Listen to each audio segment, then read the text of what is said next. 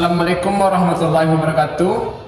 Perkenalkan, nama saya Rabbi Mulyadi, NIM 19073026, Prodi Pendidikan Teknik Otomotif, Fakultas Teknik Universitas Negeri Padang. Tujuan dalam pembuatan video ini adalah untuk tugas mata kuliah media pendidikan. Baiklah, kali ini saya akan mencoba menjelaskan tentang sistem pengisian sepeda motor. Yang pertama itu fungsi sistem pengisian. Sistem pengisian sepeda motor berfungsi untuk mengisi atau mencas baterai atau aki pada sepeda motor. Selanjutnya itu rangkaian sistem pengisian.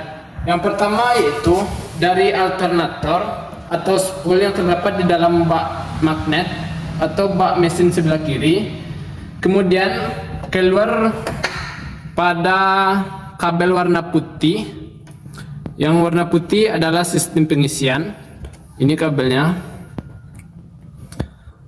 Selanjutnya setelah warna putih ini pindah ke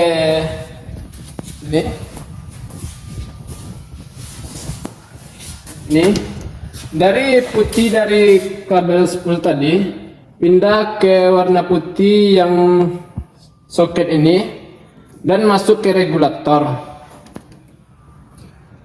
Regulator ini berfungsi untuk mengatur atau mengubah aliran listrik bolak-balik dari alternator tadi menjadi arus listrik searah. Selanjutnya, dari warna putih ini keluar outputnya yaitu warna merah kuning, dan warna merah kuning ini akan mengalir terus ke positif baterai. Itulah sistem pengisian. Selanjutnya yaitu komponen-komponen pada sistem pengisian. Yang pertama yaitu spool. Di dalam bak magnet ini terdapat spool atau alternator. Spool atau alternator berfungsi untuk membangkitkan tenaga listrik atau menghasilkan tenaga listrik dari gerak putar. Selanjutnya yaitu kabel. Kabel berfungsi untuk mengantarkan atau mengalirkan arus listrik yang terjadi akibat gerak putar tadi untuk dialirkan ke alternator. Dalam sistem pengisian sepeda motor merek pabrikan Honda, warna yang digunakan untuk sistem pengisian yaitu warna putih. Nih.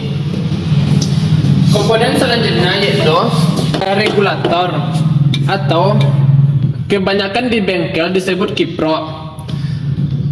Regulator ini berfungsi untuk mengubah arah arus bolak-balik menjadi searah atau DC. Selanjutnya yaitu baterai atau aki. Baterai atau aki ini berfungsi untuk menyimpan arus sementara yang dihasilkan dari alternator tadi. Selanjutnya yaitu gejala atau kerusakan yang terjadi pada sistem pengisian.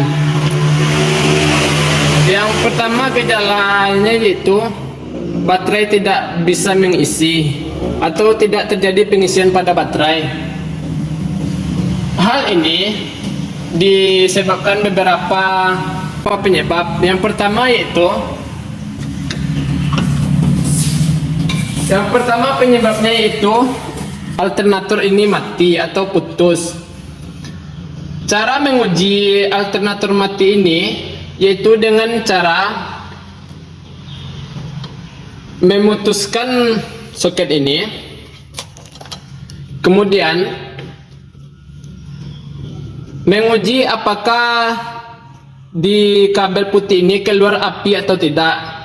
Cara mengujinya yaitu dengan menggunakan test pen.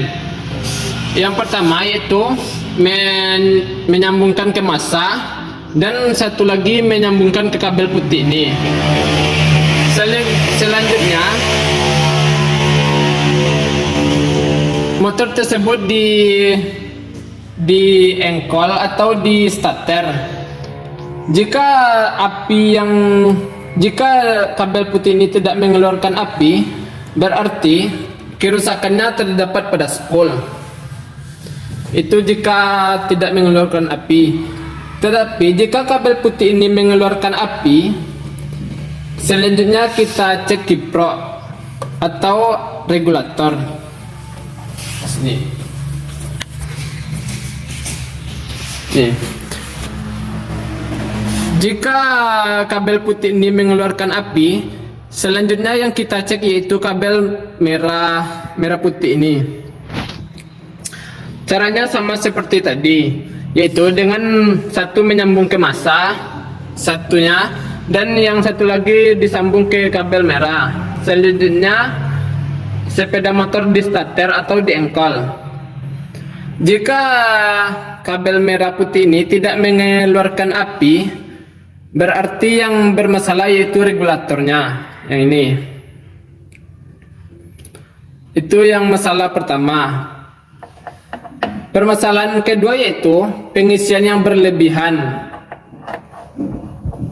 Seperti contohnya yaitu air aki menjadi cepat kering atau menjadi cepat habis.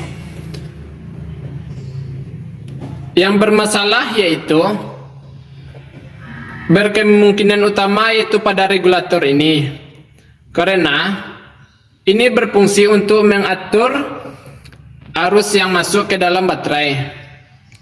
Jika regulator ini bermasalah, maka arus yang masuk ke dalam baterai akan berlebihan. Hal ini akan menyebabkan aki atau baterai tersebut terjadi penguapan. Penguapan inilah yang akan menyebabkan air aki atau air baterai akan cepat habis. Itulah tanda-tanda kerusakan atau gejala kerusakan yang terjadi pada sistem pengisian sepeda motor.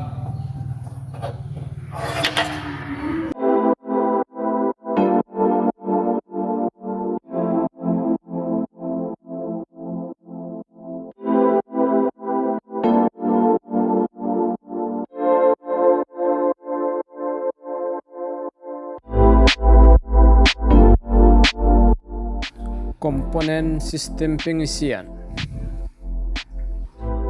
Yang pertama yaitu alternator atau spool.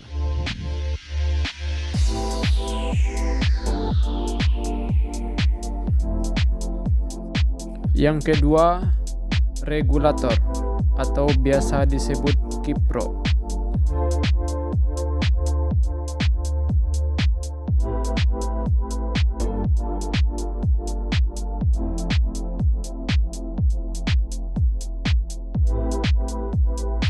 Yang ketiga, sekring. Tetapi tidak semua motor menggunakan sekring. Pada motor-motor lama, kebanyakan tidak menggunakan sekring pada sistem pengisian.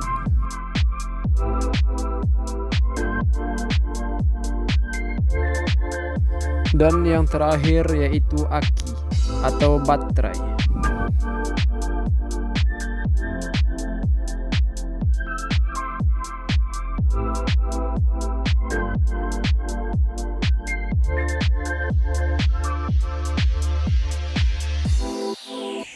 Itulah keempat komponen-komponen pada sistem pengisian sepeda motor. Ada spool yang berfungsi untuk mengubah energi gerak menjadi energi listrik. Ada regulator yang berfungsi untuk mengubah arus bolak-balik dari spool menjadi arus searah atau DC.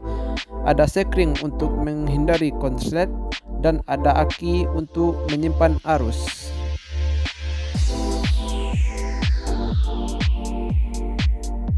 Selanjutnya yaitu cara kerja sistem pengisian. Pada saat mesin hidup, pada alternator atau biasa disebut spool akan terjadi atau membangkit energi listrik AC atau bolak-balik. Selanjutnya, energi listrik tersebut dimasukkan ke dalam kiprok atau regulator. Setelah melewati proses, arus listrik yang keluar dari kiprok atau regulator tersebut diubah menjadi DC atau searah. Selanjutnya, energi tersebut melewati sekring dan diteruskan ke baterai atau aki, sehingga aki menerima arus listrik yang sudah DC atau searah.